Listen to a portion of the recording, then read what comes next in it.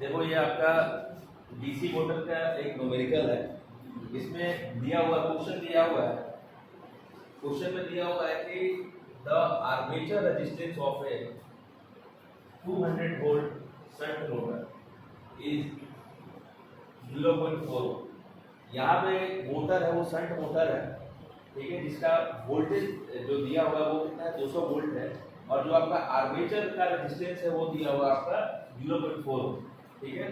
अब इसमें कंडीशन देखो आप लोग, इसमें कंडीशन दिया हुआ है and no load current is 2 ampere. Motor दो तरीके से आपका वर्क करेगी। एक तो आपका होगा कि जब मोटर के ऊपर कोई लोड नहीं होगा तो उसको बोलेंगे नो लोड, ठीक है। अगर मोटर के ऊपर कोई लोड होगा तो उसको बोलेंगे कि लोडेड, ठीक है। तो दोनों में अंतर है, ठीक है, कि जैसे जैसे लोड बढ़ाते जाओगे तो करंट पे भी इफेक्ट पड़ेगा, ठीक है। तो दो केस हो गया नो लोड, एक तो मोटर रन कर रही है लेकिन उसके ऊपर कोई लोड नहीं, फ्री है बिल्कुल, ठीक है। और दूसरा है कि मोटर आपकी विथ लोड आपकी क्या करें, रोटेट कर रही है, तो जो उसमें करंट फ्लो होगा ना वो भी क्या होगा, डिफरेंट होगा। ऐसा नहीं है कि लोड के केस में और नो लोड के केस में दोनों में जो करंट की वैल्यू सेम नहीं होगी, ठीक है। तो यहाँ पे बिल्कुल बस आपको क्या करना है कि यहाँ पे बस समझने का जरूरत है, ठीक है। जिसमें दिया हुआ है नो लोड करंट, ठीक है, मतलब ये नो लोड का केस हो गया इसमें, ठीक है। इसमें दो केस अपन डिस्कस करेंगे एंड नो लोड करंट दिया हुआ है 2 एम्पियर, क्लियर। दिया हुआ है कि व्हेन लोडेड। अब दूसरा केस चेंज हो गया। पहला केस था कि जब नो लोड केस था, अब केस हो गया लोड का हो गया। When loaded and taking an armature current of 50 ampere. तो अपन क्या करते हैं, मोटर के केस में जो V है वो क्या सप्लाई वोल्टेज है, तो अपन क्या करें, करंट को दे रहे हैं, ठीक है।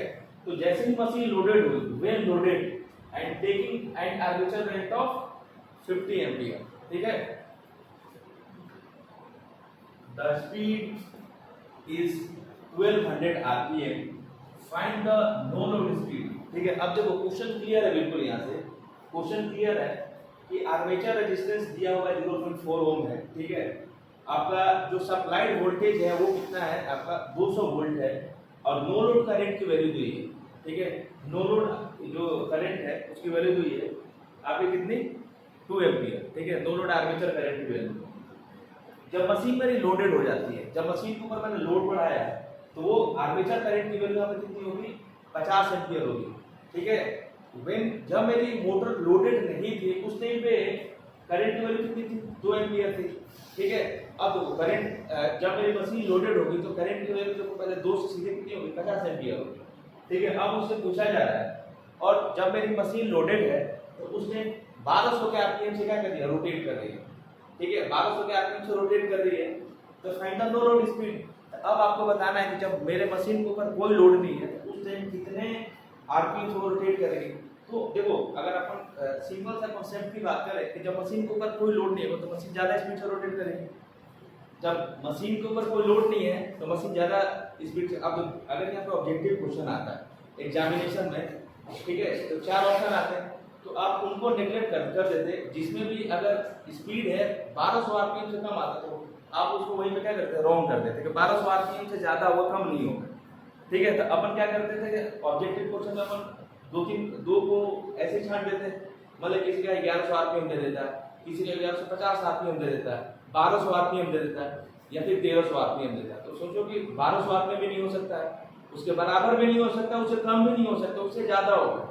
तो जो ज्यादा वाला होता है वही पर अपन ठीक करेंगे, ठीक है। तो ये समझने वाली बात है कि जब मेरी मशीन के ऊपर कोई लोड नहीं है उस टाइम पे जो मशीन मेरी रोटेट करेगी, ठीक है, तो वो इस स्पीड से हायर स्पीड से क्या करेगी, रोटेट करेगी, क्लियर। तो दो केस हो गया। तो इसमें सबसे पहले अपन डेटा लिख देते हैं। देखो यहाँ तो डेटा लिखने के लिए according to question, according to the question,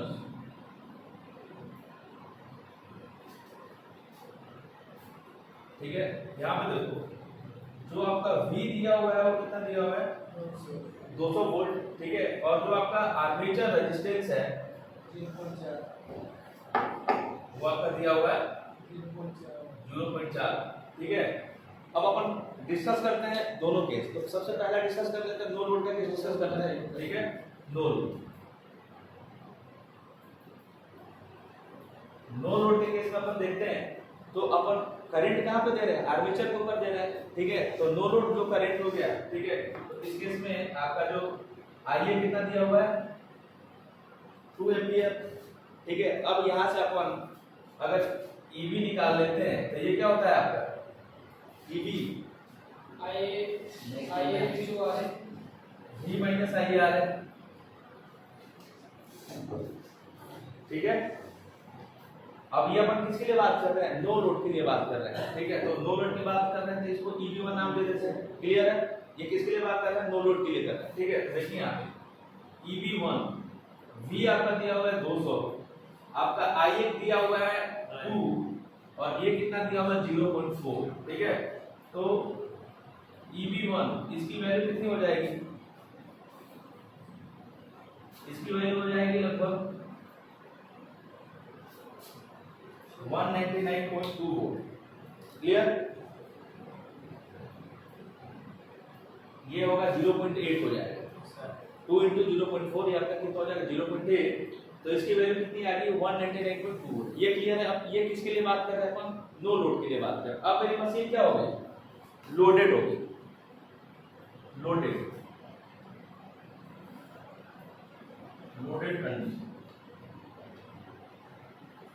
ठीक है। तो लोडेड कंडीशन के अंदर जो आर्मेचर करंट है वो कितनी होगी 50 एम्पीयर हो गई, ठीक है। इसकी वैल्यू कितनी हो गई 50 एम्पीयर, ठीक है। इस केस में अगर अपन EB2 निकाल लें तो क्या होगा V माइनस IR, ठीक है। तो EB2 इक्वल्स टू V कितना दिया हुआ है 200, IA की वैल्यू कितनी है 50 और ये कितना है 0.4, ठीक है। तो EB2 कितना हो जाएगा, EB2 बताओ जल्दी से कितना होगा 180, वेरी गुड 180।